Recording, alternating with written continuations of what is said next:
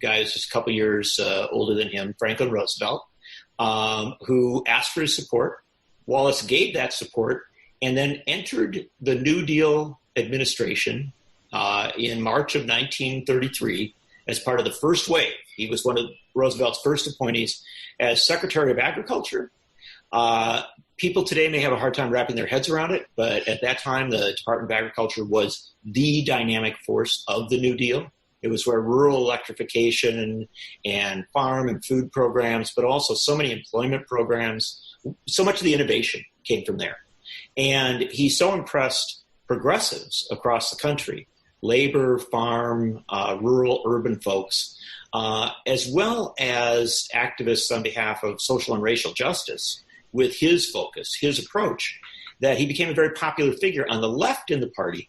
And in 1940, Franklin Roosevelt pushed aside his Southern segregationist vice president and brought Wallace onto the ticket at a point where the party really pivoted to the left.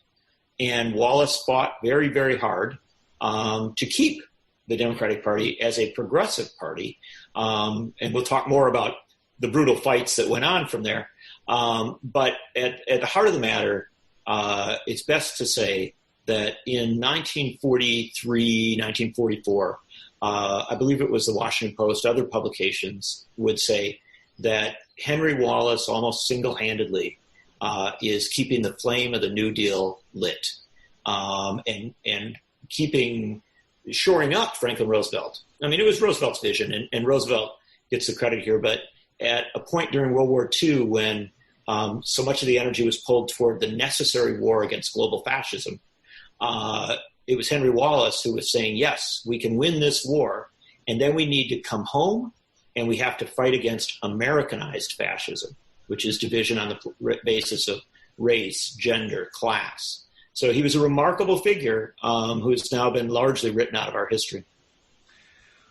Why has he been written out of our history? That's the great question. He flew too close to the sun. He tried really, really hard to bring American politics from the 19th century to the 21st century. And he tried to do it in a matter of 2 or 3 years, and eventually became enormously popular. This is 1942, 1943, 1944. Enormously popular with working class folks, enormously popular with a really intersectional, broad-based coalition. So the power in the party, the bankers, the Southern segregationists, the big city bosses, really determined that he had to be stopped. And they threw all of their energy in the spring and summer of 1944 into knocking him off the ticket. Now, Franklin Roosevelt said before the 1944 Democratic National Convention that if he was a delegate, he would have voted for Henry Wallace. But he said it with a softness because it was the midst of a war. He did not want the party. He wanted to hold the party together. And because of the divisions within it, he let party leaders push Wallace aside. They brought in Harry Truman, who many people have high regard for, but Truman was a much more centrist, much more cautious figure. And Wallace chose to fight on. He fought on at Roosevelt's side. Roosevelt brought him back into the administration, Secretary of Commerce. Roosevelt and Wallace had a plan for the post-war fight to create 60 million new jobs, to assure that you could keep the women who had gone into the workforce working, to assure that African Americans who had integrated defense industries would keep jobs and would transition into new jobs, and to bring returning vets into jobs. It was a visionary plan. It went along with a housing plan. But the fact of the matter is he was pushed out of the Truman administration. He then chose to battle Truman in 1948, running a popular front candidacy that had backing from socialists, radicals, communists, some union folks, many early civil rights campaigners, but was quickly marginalized by the media and by the political elites of his time, and really pushed out of politics. So he spent the last 15 years of his life back on the farm. And in many ways, he chose to step away. Unfortunately, the histories quickly wrote him out. And I think the truth of the matter, Michael, is he was written out because he was inconvenient. Here was a guy who said in 1943, racism was Americanized fascism. Here was a guy who said in 1944, we have to pass the Equal Rights Amendment immediately because women are coming into the workforce and we've got to protect their position. Here was a guy who said bluntly, I fight for the working man, the working woman, not for the masters of capital. Right. So and it's inconvenient to have that in our history. That's and that person ascended to the vice presidency and was, for a period of time, the obvious successor to the most popular president and most successful president of the 20th century. Yeah, that's inconvenient. So can you, we'll get this moving forward, but because you obviously trace this through, the post-Wallace history of the Democratic Party up till today, but can you talk a little bit more about the different factions in the New Deal and the ones, obviously he angered the bankers, he angered the segregationists. I'm curious also, though, about the relationship with the city bosses. And then conversely, because I don't want this to get written out either, what was his relationship with these incredible forces inside the New Deal and pushing it along, like someone like A. Philip Randolph, who I think is another person that we better start to learn about A. Philip Randolph if we want to figure anything out. So how did he fit? And I guess, was there something specific about this Midwest prairie populism that maybe even went back to the 1850s in Europe and migrations from people who had struggled as trade unionists in places like Germany and brought that politics to the Dakotas and Wisconsin and so on? You sum up a lot of the right things here, and you're seeing the streams. In fact, in the book, if there's a second star of the book, the book is not just about Henry Wallace. It traces history from the 40s right up to the present. It closes in 2019. But if there is another star there, it's A. Philip Randolph. He figures repeatedly in the book. Yep. And A. Philip Randolph was the radical socialist organizer who became head of the Brotherhood of Sleeping Car Porters. He was the African-American leader who broke through into an influential position in the AFL and ultimately the AFL-CIO. And yet he never bent. He kept an incredible movement vision.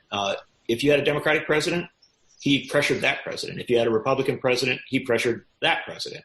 His vision was essentially that he was there to push forward the trade union movement, to push forward racial justice, and to push forward economic justice. And so he was a remarkable figure. Now, the reason I give that kind of lengthier reference to A. Philip Randolph, who's a huge hero of mine, is because when Randolph was pressuring from the outside, he had friends on the inside.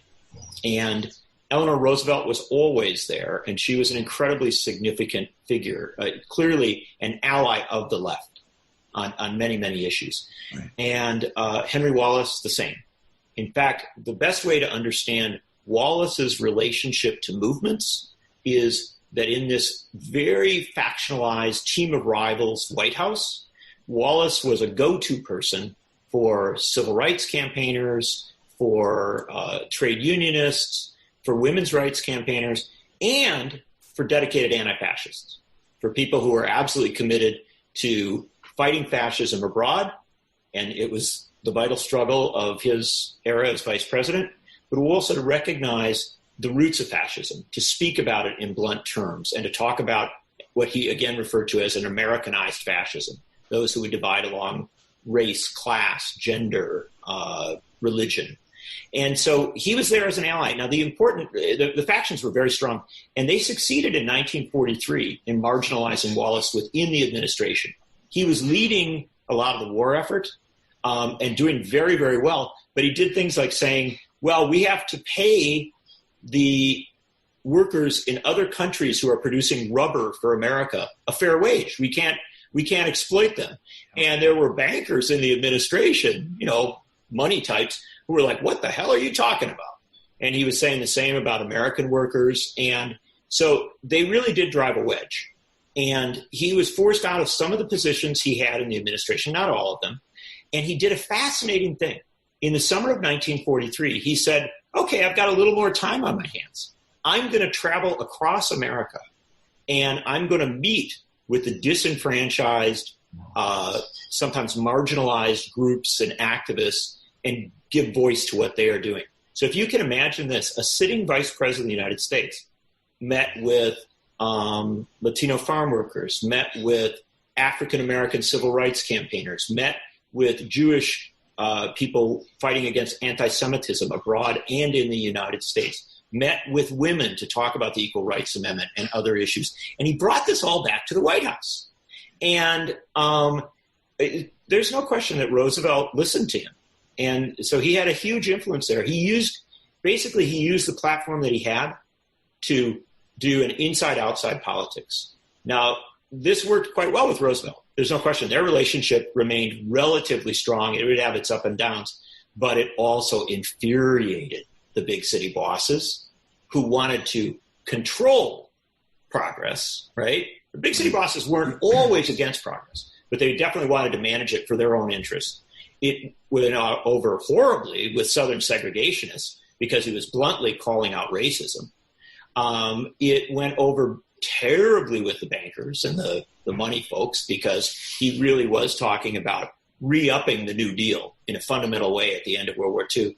And frankly, it went over horribly with people like Winston Churchill because Winston Churchill, one of the best allies, top allies of the U.S. at the time, was deeply offended that in 1943, 1944, Wallace was writing pamphlets saying that in the post-war era, the United States must oppose imperialism and colonialism.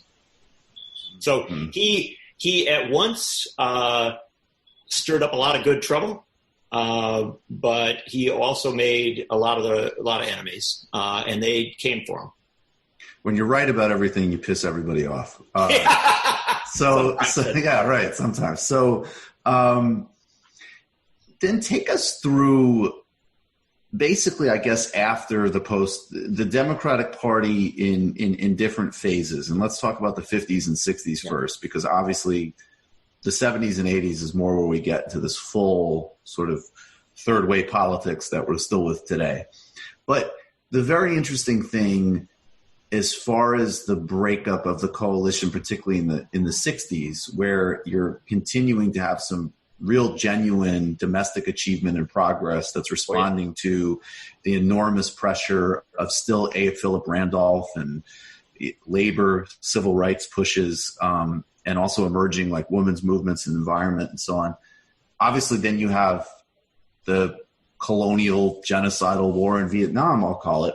Mm-hmm. And I'm wondering if you could use an idea that I think also comes from World War II. It may even have been Randolph too, but the idea of a double V. That the double victory, the defeat of fascism abroad, defeat of fascism in the form of Jim Crow and other forms of brutality at home. And we know obviously there was great progress in the New Deal, but again, segregationists, apartheidists were still part of the coalition. In the 60s, it flipped, where there really was this enormous achievements domestically, but then the acceleration again of a kind of neo-colonial foreign policy. I mean, is that how you'd see the split happening? Maybe absolutely that. Yeah, you know your history very well. I read you. I don't have to tell you that. The Double V campaign is one of the great historic efforts. I write about it in the book. Yep. One of the things I try to do in the book is to constantly keep an eye on the movements and how movements were changing politics and who was open to that and who was close to that. To my mind, that's really what the fight for the soul of the Democratic Party is about. It's not just a left and a right. It's not just visionaries versus status quo types. It's also who keeps the door open, who says, hey, there's people marching. Let's listen to them. Let's draw in what they're doing. They're building new power. They're building new movements. Let's respect that. Wallace believed that with a great passion. He also believed very, very strongly that there were two issues that needed focus. One was peace.